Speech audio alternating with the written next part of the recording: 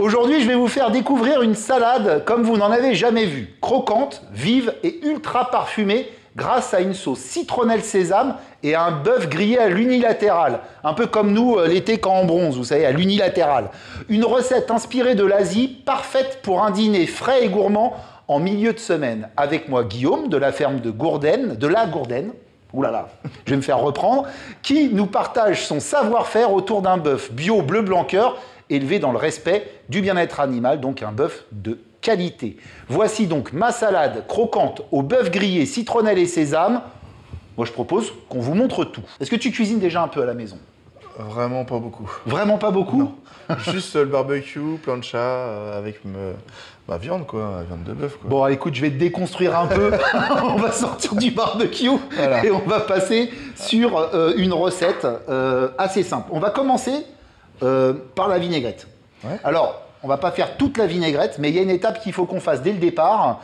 Notre vinaigrette, pour la lier et pour faire qu'elle ait une certaine texture, on va utiliser des noix de cajou. Alors, on pourrait utiliser des amandes, des noix, autre chose, hein, mais on va prendre des noix de cajou parce que sur la thématique de notre recette, je trouve ça sympa. Alors, souvent, quand tu utilises ce genre de produit, c'est sec. Oui. Hein, donc, il faut qu'on les ramollisse un peu parce qu'on va les mixer. Ouais. Et c'est ce qui va nous donner une certaine texture. Donc, on va mettre avec une eau. Regarde, je te laisse toucher. Okay. Touche l'eau, tu vas me dire comment elle est. Bah, elle est tiède, impeccable. Voilà. Donc pourquoi je mets de l'eau tiède à ton avis? Pour ramollir plus vite la graine. Tu vois, regarde, c'est de la logique. Hein, donc tu mouilles à hauteur, un peu plus haut. Là, le but de mettre de l'eau tiède, ça va nous éviter d'attendre 1 heure. Allez, une demi-heure, ça sera bien. Tu vois. Alors tu sais comment on épluche une carotte? De haut en bas. De haut en bas. T'as tout dit. Parce qu'il y en a certains, tu sais, ils épluchent comme ça, puis après ils épluchent comme ça. Ouais, mais non. Ben non, on met sa main comme ça sur le côté, on part d'en haut et on va jusqu'en bas, ce qui paraît être beaucoup plus logique. Et moi, pendant ce temps-là, je vais faire le truc le moins sympa de la recette, je vais tailler le chou. Donc, chou rouge, dès que vous avez de la couleur, c'est qu'il y a de l'antioxydant, les amis. Hein, donc, un chou rouge, très très bon pour la santé. On va le fendre en deux. Dans le chou rouge, la partie que moi je n'aime pas du tout, c'est cette partie-là, donc on l'enlève dès le départ. Et ce chou rouge, on va l'émincer finement. Donc, on va se mettre sur le côté. Et tout doucement, comme ça, avec un couteau qui coupe bien, eh bien, on va couper notre chou rouge. Tu vas râper la carotte. Voilà, super. Et moi, je taille le chou rouge. Donc toi, tu as une exploitation, tu fais du bœuf. Oui. Et tu fais quoi d'autre?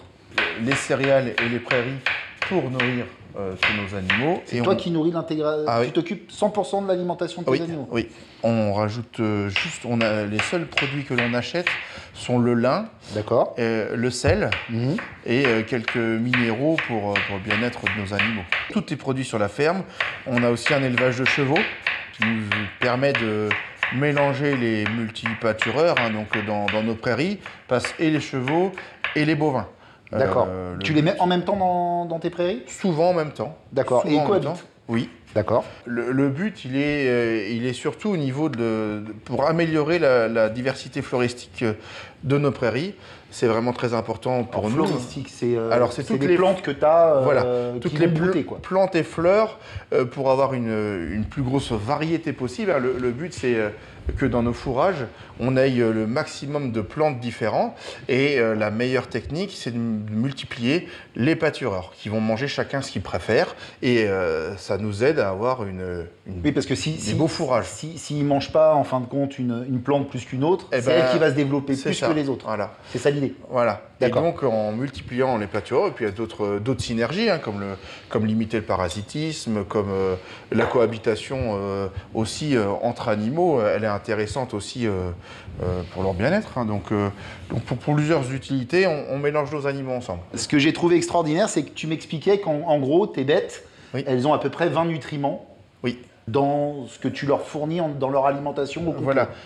Quand une bête d'un élevage normal va avoir 5 fois moins ou 4 fois moins. Quoi. Voilà. Donc, et en fin de compte, hein, si on vulgarise un peu le truc, c'est Nous, on nous conseille de manger 5 fruits et légumes par jour, par exemple.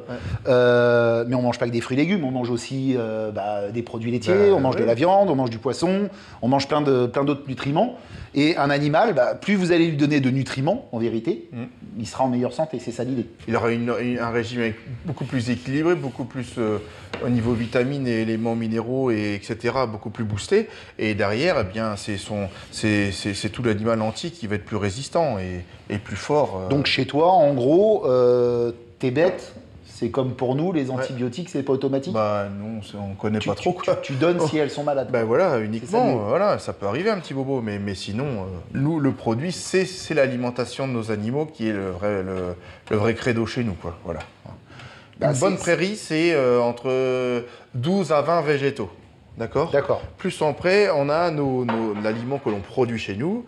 Donc des luzernes, des févroles, des pois, avoine, triticale, vesse. Triticale, c'est une plante assez ancienne qui produit un petit peu comme du blé et de l'orge, voilà. Ah, d'accord. Voilà. Et donc on toaste nos céréales, du lait en plus, de la paille en plus. Donc on est au moins plus d'une vingtaine de végétaux tous les jours à nos animaux. C'est ce qui nous garantit, c'est la charte de la ferme de la Gourdaine. Voilà. Donc tu as ta charte à toi. Oui. Et après, Bleu Blanc Cœur, en fin de compte...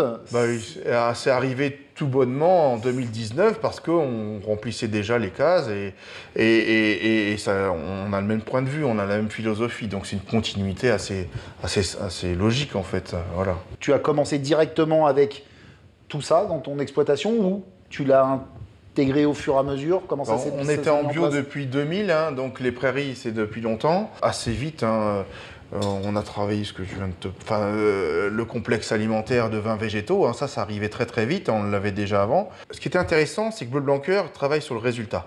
Donc on travaille, on analyse et ça permet de caractériser notre travail, de valider nos méthodes. Et c'est ça qui est super intéressant. Et donc on est très complémentaires et ça a été une logique de travailler ensemble et j'en suis très fier. Et au moins on a les résultats et on a une image, on apprend ensemble en fait à échanger avec les différents chefs et autres. On apprend tous, voilà. Je t'ai coupé en deux le concombre. Tu vas le dépépiner. Alors, pour ça, tu vas pas t'embêter. Alors, tu sais, il y a plusieurs trucs qui ne sont pas du tout bons pour l'homme. Les pépins de concombre. D'accord. Les pépins de tomates. Et le vin blanc. Ah, bon. Très mauvais pour la prostate des hommes. Alors, moi, perso, j'ai arrêté les pépins de concombre et les pépins de tomates. Donc, je te préviens juste. Donc, ce qu'on va faire, c'est qu'on va juste s'enlever. Eh bien, les pépins de concombre, tu vas les frotter comme ça et tu vas me les enlever et après on va tailler ça tranquillement. Donc là, on va prendre nos radis et eux, on va essayer de se les tailler un petit peu différemment nos légumes. Je trouve que ça nous fera une salade un peu colorée, un peu marrante. Donc les radis, je vais les travailler en julienne. Donc on va tailler des fines lamelles en longueur comme ça. Ce qu'on va faire, c'est que je vais sortir ta viande. Ah oui, il faut qu'elle prenne température. C'est absolument, ça. Parce qu'on l'a mis au frais. La viande, prenez l'habitude de ne pas sortir votre viande juste avant de la cuire. Voilà. Alors, tu nous as ramené quoi comme pièce? Donc, un rôti rhum steak. Souvent un peu délaissé, le rhum steak, c'était une viande qu'on mangeait beaucoup avant. Voilà, c'était le rôti de la famille, voilà. C'était souvent le repas du dimanche midi. Voilà, et en mode... En été, je trouvais ça intéressant de le donner plus frais, en fait, de le ressortir. L'idée, c'est un peu... Bon, moi, je l'ai fait avec une petite poêle grillade, mais on peut le faire au barbecue, là, ce que je vais vous montrer. Et l'idée, c'est vraiment de rebooster un peu l'utilisation. On n'est pas obligé de le faire tout le temps en rôti, d'ailleurs. Là, je l'ai déficelé. On peut se tailler des petites tranches, se faire des piccata. On peut faire beaucoup de choses avec la piccata, c'est des fines tranches, tu sais, c'est italien. On taille des fines tranches et puis tu sers ça avec tu poêles juste comme ça, une petite minute avant. Et puis après, tu te mets dessus des petites capres, des petites tomates. Enfin, il y a plein de façons de le travailler différentes. Puis ça coûte moins cher que d'autres pièces qui sont quand même un peu plus nobles dans le bœuf. Et alors, ton cheptel, c'est combien de bêtes en tout? À peu près 60 chevaux et 240 bovins à peu près. Et le cheval, tu fais aussi de la viande, non? Non, c'est un élevage de chevaux. Et au niveau de ta race, c'est quoi comme viande? C'est de la vache Aubrac. Donc la race bovine Aubrac, qui vient du pays de l'Aubrac. Ma belle famille est sur le plateau, et c'est pour ça qu'on a aussi, entre autres, que l'on a choisi cette race-là. Mais c'est surtout que c'est une race qui mange beaucoup qui est faite pour manger beaucoup de fourrage. Elle a un gros ventre, hein, voilà. Elle favorise bien les fourrages, et puis elle est surtout rustique, et donc elle transmet bien ce qu'elle mange en fait. Toutes les saveurs qu'elle mange, on retrouve dans son goût. Nous, on fait maturer les carcasses 16 jours à l'abattoir. D'accord. Donc un froid ventilé. Ça fait un petit peu comme une vieille vigne, hein. Les carcasses se reconcentrent, et on a un beau résultat au niveau viande, maturité. Faire maturer sa viande, c'était quelque chose qui se faisait beaucoup avant, qui se fait plus maintenant. Voilà, les et pourtant, c'est vraiment primordial sur une viande, si on veut qu'elle prenne vraiment toute sa puissance aromatique au goût, hein, même, voilà. Hein, et laisser reposer un peu la viande. Elle a besoin, hein, avant d'être consommée. C'est comme un fromage, on l'affine. C'est le même principe. Hein. Exactement. Et l'Aubrac, c'est aussi une race très, très agréable à travailler. Elle est facile à élever, docile, et donc ça, c'est plein d'atouts pour elle, et qui sont un atout tous les jours quand on la travaille, quoi. Parce que tu m'expliquais que c'est une viande, en fin de compte, qui n'a jamais été modifiée, en vérité. Non, il y a un siècle, elle était faite exactement pareil, avec ces mêmes... Attention les doigts, hein, ça coupe. Non, je vais moins vite, hein, je préfère. Écoute, tant que tu gardes tes doigts, moi, tu sais, je suis pas pressé. Donc c'est une race qui a peu été modifiée, elle en fait tout un avantage aujourd'hui. Le but, c'est qu'elle valorise les fourrages, comme je t'ai dit, mais c'est aussi un veau par an, docile, c'est facile pour changer de champ. Voilà. D'accord, une vache produit... Bien dans sa tête, c'est important. Un veau par an. Oui, tout à fait. Donc on parle bien d'une vache allaitante, hein, et donc c'est un veau par an. Tous les ans, chez nous, les veaux naissent entre septembre et novembre. D'accord. Donc là, c'est là où tu pars pas en vacances, quoi. Non, il faut être là. Les veulages. Même si ça vèle tout seul, il faut être là pour les premiers soins quand il y a besoin, quoi. Voilà. Parce que moi, j'ai assisté à ça chez moi, là, c'est quelque chose, hein. Et donc, tu appelles le vétérinaire ou tu le fais toi-même? Non, c'est toi qui gères. Le but, c'est qu'ils ne viennent pas. Hein. D'accord. on est formé pour donner un coup de main quand il y a besoin, mais le but, c'est surtout faire les accouplements, qui se débrouillent tout seuls pour laisser la nature faire. C'est surtout ça, le principe. Par contre, nous éleveurs, on doit être toujours pas très loin, au cas où on a besoin de nous. C'est ça, voilà. Mais sinon, on laisse les animaux faire. Hein. Et donc, chez nous, à la ferme de la Gourdaine, beaucoup de choses sont faites tout simplement. Voilà, des pâtures. Tu m'as expliqué en faisant ce qui se faisait avant. Enfin, voilà. En revenant à quelque chose de logique. Voilà. On ne réinvente rien, on fait un petit peu comme les exploitations comme elles étaient auparavant. Et donc on mélange les espèces animales, on mélange les espèces végétales, et on est là pour guider tout le monde, et beaucoup de bon sens et beaucoup de choses simples. Donc là on met tout dans un saladier, on s'embête pas, okay. Et je te laisse mélanger. Eh bien on va se faire un petit bouquet aussi d'herbes aromatiques. Bon, tu as de la coriandre, du basilic et un peu de menthe. D'accord. Tu vois, ça va être très frais, ça va t'apporter vraiment beaucoup de fraîcheur. Là, on est sur une sorte de salade asiatique dans l'idée, hein, tu vois. Donc, on va effeuiller nos herbes, ça c'est très important. Donc, ce qui nous intéresse, c'est que les feuilles. Je te laisse les sortir et après, on va les ciseler. Alors, le basilic, ce que je te propose, c'est de prendre la feuille la plus grosse. Oui. Et dedans, tu vas mettre les feuilles au fur et à mesure de plus en plus petites et tu les empiles. Ça, c'est quand tu vas tailler, c'est un petit truc, ça te facilite la vie. Donc, tu vois, une fois que tu as ton tas comme ça, tu vas le faire après, hein. Tu poses ta feuille sur le dessus, et puis après, tu n'as plus qu'à ciseler tranquillement comme ça, pour vraiment faire quelque chose de finement ciselé. Alors la menthe, hein, on va pas... Nos herbes, on va les ciseler. Ciseler, c'est tailler en une fois. D'accord. Si on repasse dessus comme ça, on appelle ça hacher. C'est pas la même chose. La menthe fraîche, elle va avoir tendance, et même le basilic, à noircir si tu les haches. Je te laisse mettre toutes tes herbes dans ton saladier et on remélange. D'accord. Elle, ce qu'on va faire, c'est qu'on va la garder au frais jusqu'à utilisation. D'accord. Bon, moi je te propose qu'on taille ta viande. Donc le but, c'est de se faire des petites tranches. Donc là, pour 4, bon, on a largement ce qu'il faut. Là, ça va aller. Donc là, ce qu'on va faire, c'est qu'on va faire des tranches pas trop épaisses, mais pas trop fines non plus. D'accord. Un truc de Normand, tu vois. Hein? Et donc je vais te regarder, comme ça je vais comprendre quelle taille. Donc tu vois, là, je pense que t'es pas mal, tu vois, comme ça. Parce qu'on va la faire cuire à l'unilatéral. Oui. Donc moi, je veux qu'elle soit cuite et marquée de ce côté-là. Oui. Parce qu'on va faire sur une grillade. Oui. Donc tu peux faire un petit quadrillage, quelque chose.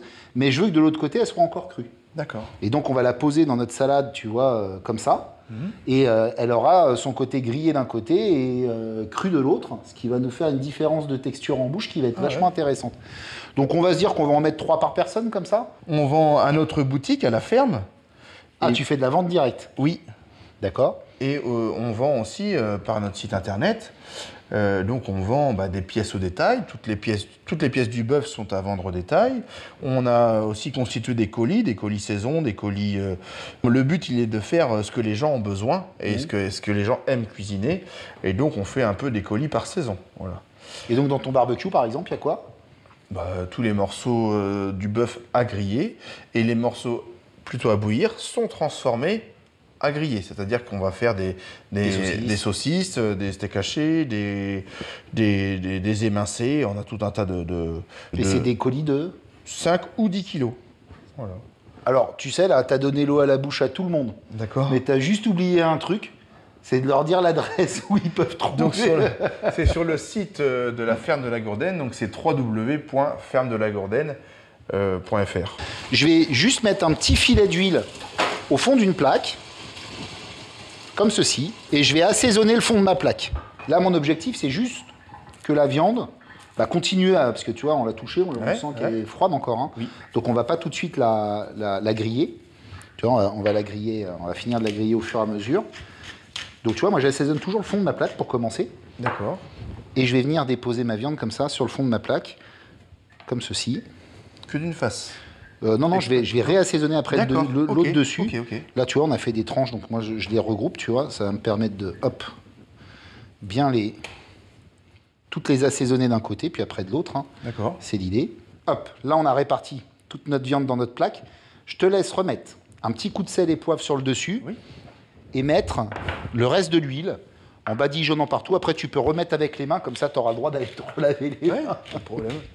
Alors, tu vois, moi, j'aime bien faire ça, surtout quand je fais une grillade. D'accord. Quand tu fais un barbecue, tu vois, mets toujours un peu de gras en plus. Surtout que là, on est sur une viande qui est plutôt maigre. Sur la pièce qu'on a choisie. Oui. Donc, tu as toujours besoin de gras. Le gras, c'est ce qui va éviter que ça colle sur ton barbecue. Donc, tu mets ton sel, ton poivre, tu badigeonnes, tu masses un petit peu, et puis tu laisses remonter tranquillement en température. Et là, tu vois, t'es tranquille. Et après, quand tu vas aller sur ton barbecue, tu seras tranquille. Tu vois. Là, on va passer sur notre vinaigrette. Donc, avant la vinaigrette, on va s'occuper de la citronnelle. T'as déjà travaillé de la citronnelle? Non. Jamais? Jamais vu. Alors, la citronnelle, c'est assez particulier. Il va falloir souvent enlever la première partie à l'extérieur. D'accord. Donc, si tu vois que ta première pellicule est plutôt abîmée, tu l'enlèves. D'accord. La citronnelle, en vérité, tu vas avoir un côté un peu citronné en bouche. D'où citronnelle. Qui va réveiller en vérité le goût des viandes, des tartares, de plein de préparations. Ça nous vient tout droit d'Asie du Sud-Ouest. Il est utilisé depuis des siècles dans la cuisine asiatique. Alors, aussi bien en cuisine que dans les infusions. Parce que c'est très bon pour la digestion, la citronnelle. D'accord. Donc, ce qu'on va faire, c'est qu'on va juste se prendre ça. Moi, je vais te tailler celui-ci. Comme ça, tu verras. Et ça, tu le gardes dans ton frigo, comme ça, tu vois. Et quand tu te fais une petite préparation, paf, tu te prends un petit peu de citronnelle, tu vois. Alors là, tu vois, je vais aider mon mixeur. Je vais juste la ciseler un petit peu comme ça. Donc ciseler, hein, tu te souviens, c'est taillé en une fois. Je te laisse faire. Donc là, on a une gousse d'ail. D'accord. L'ail, c'est très indigeste si tu laisses dedans le germe. Le germe, quand tu fends en deux ta gousse d'ail, tu vois, c'est cette partie-là, la verte. Donc toujours, tu l'enlèves. Toujours sur l'ail, hein, uniquement. Ce que tu peux faire, c'est la tailler grossièrement, hein, vite fait, pour aider le mixeur. Ça lui fera toujours du bien. Le piment, là, c'est des piments costauds, ceux-là. D'accord. Quand tu as un piment qui est costaud et que tu ne veux pas forcément avoir des problèmes de surpuissance, ce qui est important, c'est que tu prends ton piment et tu le coupes en deux comme ça dans la longueur. C'est moi qui vais le travailler parce que comme ça, c'est moi qui aurai les doigts qui piquent. T'enlèves les pépins. Les petites graines à l'intérieur, là, tu les enlèves. C'est ce qui va donner toute cette puissance forte à ton piment. Donc si tu aimes quand c'est très pimenté, tu mets les graines. Si tu n'aimes pas, tu les mets pas. Ensuite, on va encore aider notre mixeur. Donc on va le faire grossièrement. Hein. Je vais te demander de me passer les noix de cajou. Donc, tu vois, si tu les touches, tu sens, hein, elles ont ramolli déjà. On va les mettre dedans. Et là, déjà, on va mixer une première fois. Pourquoi? Pour hacher bien notre ail, notre citronnelle, amener un petit peu notre noix de cajou à à devenir, à se réduire en purée, puisque c'est l'objectif. D'accord. Et après, on va venir ajouter le reste de nos ingrédients. Ok. Là, ce qu'on va faire, c'est que maintenant, ici, on a nos liquides. Dans nos liquides, on a quoi? On a une huile de sésame, du jus de citron vert et on a du vinaigre de cidre. Ça va nous apporter un équilibre. Tu vois, là, sur l'acidité, on joue sur 2 acidités différentes. Et l'huile de sésame, ça va nous apporter un côté un peu toasté en bouche. D'accord. D'accord? Donc là, tu vois, ça commence à être pas trop mal. On va commencer à lui donner le premier liquide. Voilà, là, ça va commencer à se transformer tout doucement, comme une purée. On va lui donner le deuxième liquide. Là, on va juste arrêter 2 secondes notre mélange. Et si tu regardes bien, tu vois, tu commences déjà à avoir une pâte. Mais le problème que tu rencontres souvent avec un mixeur, c'est qu'il te fait partir sur les bords l'intégralité de petits morceaux. Donc on va racler et on va ajouter, pour un peu de sucrosité, un petit peu de miel, tu vois. Et là, tu vois, là, tu es en train de faire une super vinaigrette. Celle-ci, quand tu vas l'avoir goûtée, je peux t'assurer que tu vas la refaire. Hein. Et tu peux la garder, tu vois, à la maison dans un placard. Et ça, sur des grillades l'été. Tu te mets ça sur ta grillade, même sur un poisson grillé, mais bon, plutôt une viande. Hein. Moi, je suis assez viandard sur les barbecues. Tu te mets ça sur une petite tranche, une petite côte de bœuf. C'est incroyable. Donc là, tu vois, j'ai bien repoussé tout à l'intérieur. On reviendra peut-être le faire encore une fois. Et là, tu vois, maintenant, on va monter comme une vinaigrette avec notre huile de sésame. Voilà, tu vois, ça y est, tu commences à avoir ta texture vinaigrette. Allez, on stoppe. Il va nous manquer un ingrédient là dans tout ça. C'est quoi à ton avis? Même 2? Sel, poivre. Sel, poivre, superbe. Stop! Non, vas-y, tu peux y aller. C'est bon, c'est bon, c'est bon.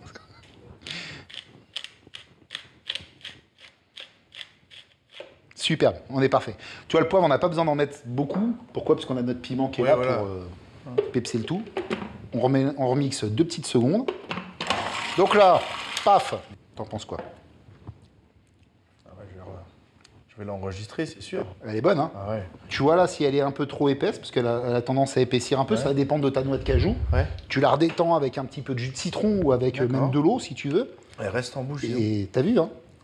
T'es pas loin, limite, d'une sorte de mayonnaise, hein, dans l'idée. Un tout petit peu d'eau pour la détendre. Mais vraiment un chouille. Tu vois, tu travailles au résultat, c'est ça la cuisine, hein? Voilà, superbe. Là, on va avoir une vinaigrette qui va... Le but, c'est que tu puisses venir napper les choses. Il faut qu'elle soit quand même... et tu vois, elle va encore réépaissir, là. Allez, ça, on réserve sur le côté du poste de travail. Si on est à la maison, on a un barbecue, on s'allume le barbecue avant de commencer la recette, bien sûr, les amis. Là, il ne nous restera plus. Ça, on va le faire au dernier moment, hein, la viande. Tu grilles au dernier moment. Pourquoi? Parce qu'on veut que ça soit chaud. On va avoir une salade chaud-froid. On va se mettre à un bon 8 sur 10. Et on va attendre qu'elle chauffe. D'accord? Tu mets rien dans le fond. Rien parce que ton gras il est là. C'est comme sur ton barbecue, tu vas pas rajouter, tu vois. On va se mettre déjà une partie de la vinaigrette dans la totalité de notre salade pour faire un pré-assaisonnement. Donc je te laisse avec les mains, après tu iras te les laver, bien mélanger l'ensemble pour avoir déjà une première sauce qui va venir napper notre salade. D'accord. Et moi, pendant que tu as les mains dedans, eh bien, je vais t'assaisonner aussi un petit peu en sel et poivre. Toujours, hein, sel et poivre, on n'oublie pas. Voilà. Alors là, moi, je vais prendre en attendant nos morceaux et je vais les cuire, vous vous souvenez, hein, à l'unilatéral. Ça, c'est important. Donc, on se prend nos morceaux et t'entends? Oui, super. J'adore ce bruit. Voilà. Là, ça, c'est déjà, tu sais que ça va bien se passer, quoi. Donc, si tu regardes bien, ma viande, je la place un petit peu sur le côté, comme ça. Ouais, je vois ça. Pourquoi? C'est ça. Pour les dessins, alors. On va essayer de se faire un petit quadrillage. Alors, c'est pas sûr qu'on pourra l'avoir parce qu'on veut pas une cuisson trop rapide. Donc, j'ai monté mon feu à 9 sur 10. L'idée, c'est que dès que je vais avoir une petite marque, je vais essayer de la remettre dans l'autre sens. Mais je veux pas qu'elle surcuise. D'accord. Tu vas me faire un joli dôme au milieu de l'assiette.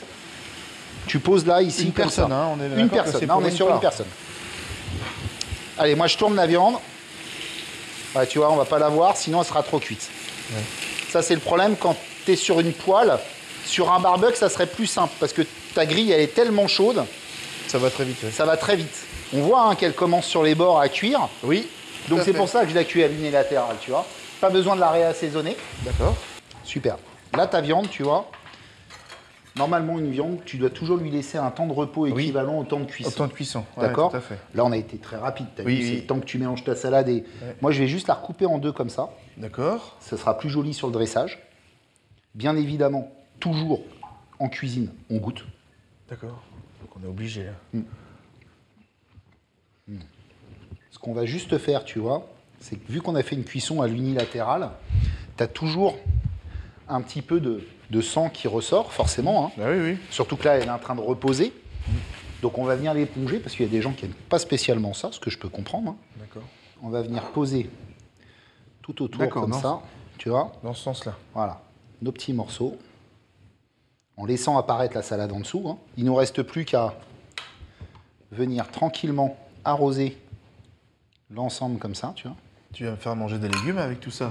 Ouais, attends, regarde, un petit peu de cacahuètes sur l'ensemble, ça t'a apporté du croquant, un petit peu Donc là, le sésame, hein, c'est ça? de sésame. Ok. Il nous restait un petit peu de menthe fraîche. Ah oui. On va se mettre une Petite belle verdure. pluche de menthe sur le dessus, comme ça. Ah, génial. Et voilà. En une demi-heure, notre salade est prête. Elle est belle, elle sent merveilleusement bon. Le citron vert et les herbes fraîches sont bien présentes. Ce que je te propose, c'est qu'on goûte. Allez, je nous coupe un morceau de viande. Ouais. Fais-toi la bouchée parfaite, vas-y. Oh, c'est super. Ah, c'est frais et croquant et... Croquant, bon, je pense que tout le monde l'entend à la dégustation. Non, bien sûr. Tu m'avais demandé de repepser un peu Non. l'image du rôti rhum steak. du rôti rhum steak. J'avais mis, Et j'avais envie de faire quelque chose de très frais pour l'été. Ouais. Parce que pour toi, là, on y est. Ah, là, on y est. Un peu relevé peut-être, non? Toi qui es... Non, ça mais, va? Pas trop relevé, le piment n'est pas trop puissant pour toi? assez facile à faire, Facile à rapide. faire. C'est frais pour l'été, c'est super. Ça, on taille ses légumes le matin, Ouais. on prépare sa viande, on allume le barbecue, on est avec les amis, boum, on la dresse. vinaigrette est prête, Ouais. on grille, on passe à table. Ah, c'est génial. Bon, bah écoutez, moi je vais vous dire une chose. On a une recette qui est parfaite. Tendre, aromatique, croquant, fondant à la fois. C'est une belle recette de saison qui réconcilie gourmandise et équilibre. On est foot bœuf grillé. Exactement.